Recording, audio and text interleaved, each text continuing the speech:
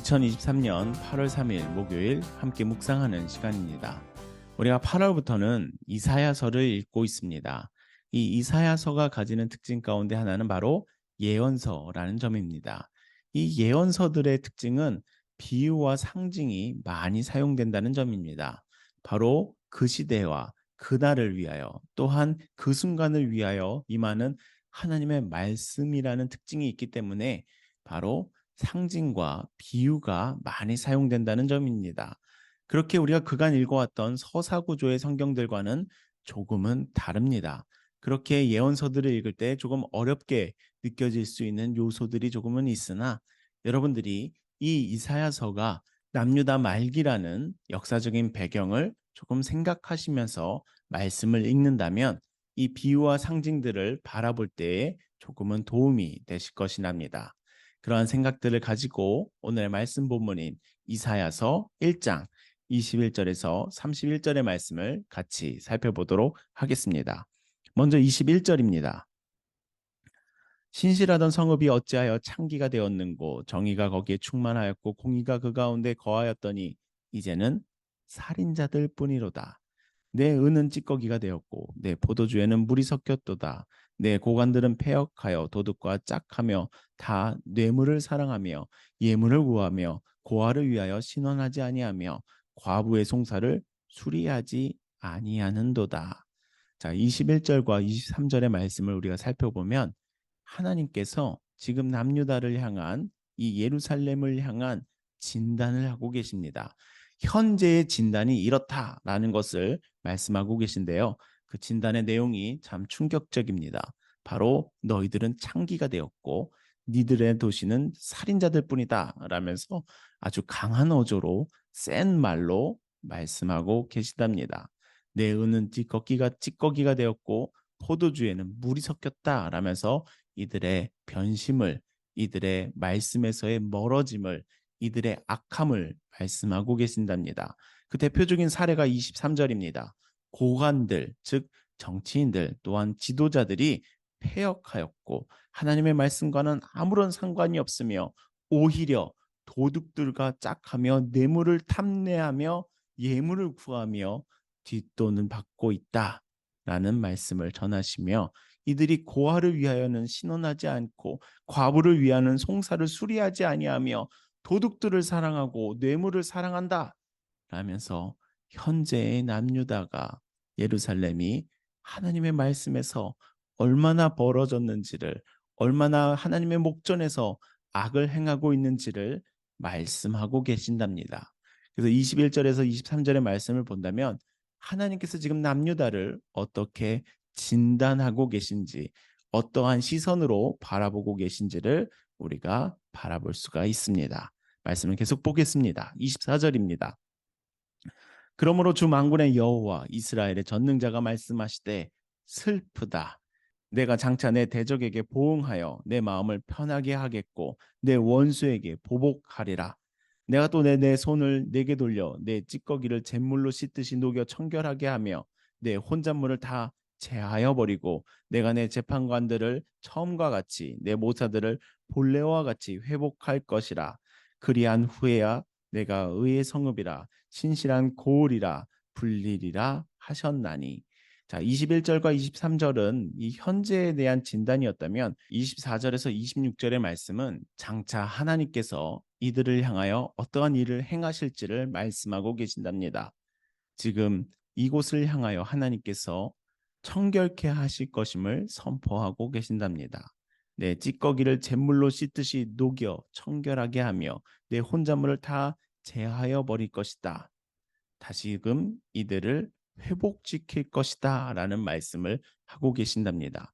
21절에서 23절에서 나타나는 이 남유다의 상황은 창기가 되었고 살인자들이 되었으나 앞으로 하나님께서는 이들을 청결케 하실 것이며 회복하게 할 것이다.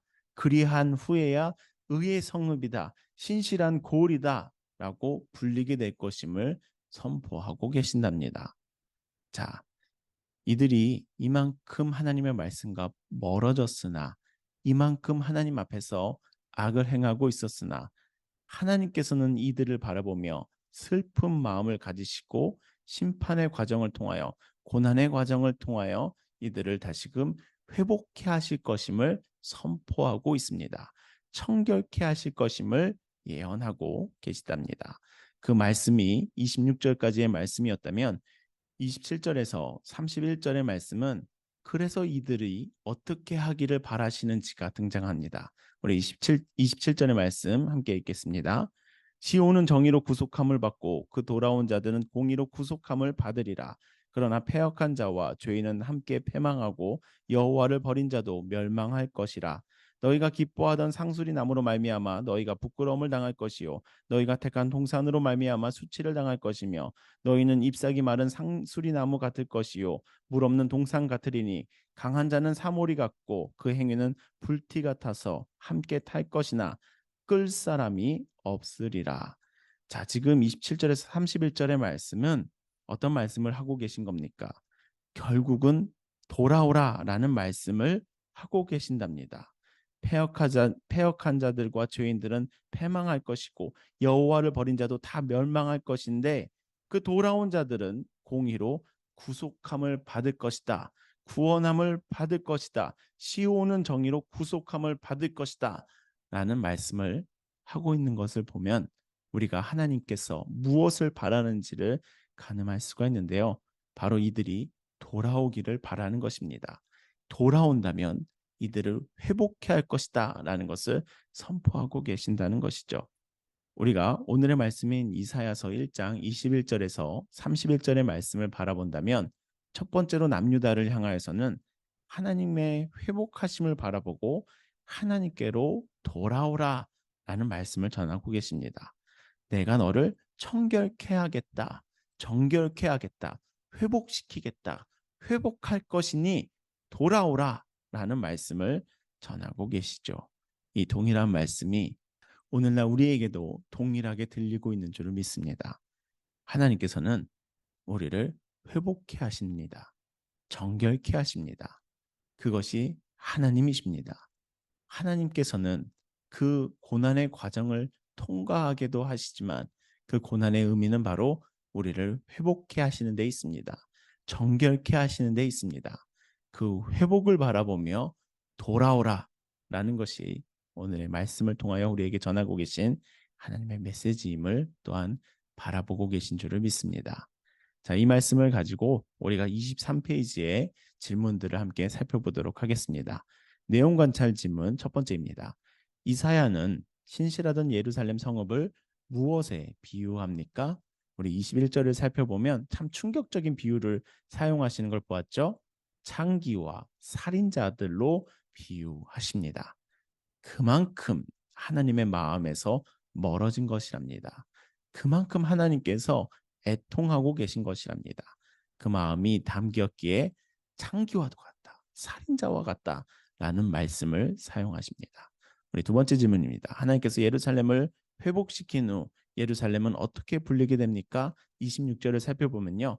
하나님의 회복의 과정이 있은 후에는 정결케 하심의 과정이 있은 후에는 의의 성읍으로 불릴 것입니다. 신실한 고을로 불릴 것임을 하나님께서 선포하고 계신답니다. 하나님께서는 창기와 살인자 같은 자들을 돌이키셔서 회복시키셔서 의의 성읍으로 신실한 고을로 회복시키고자 하시는 것이 오늘의 말씀 가운데 드러나는 하나님의 모습입니다.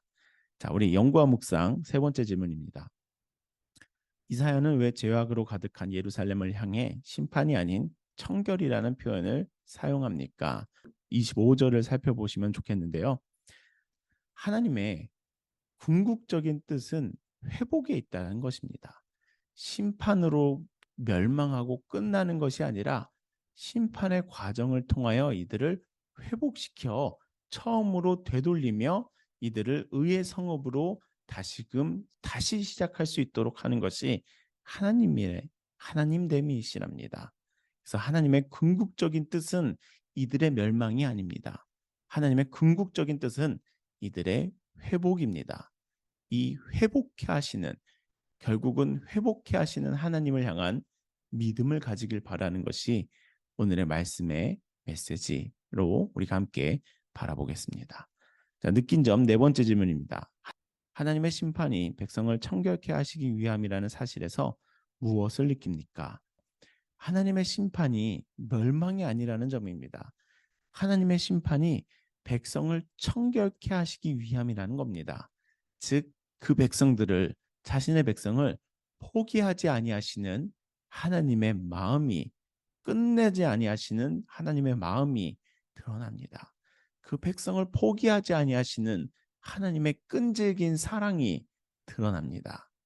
그런 모습을, 그런 마음을 우리가 함께 느껴보는 시간 가지시기를 바랍니다. 하나님께서는 포기하지 않는 사랑을 가지신 끈질긴 분이시랍니다.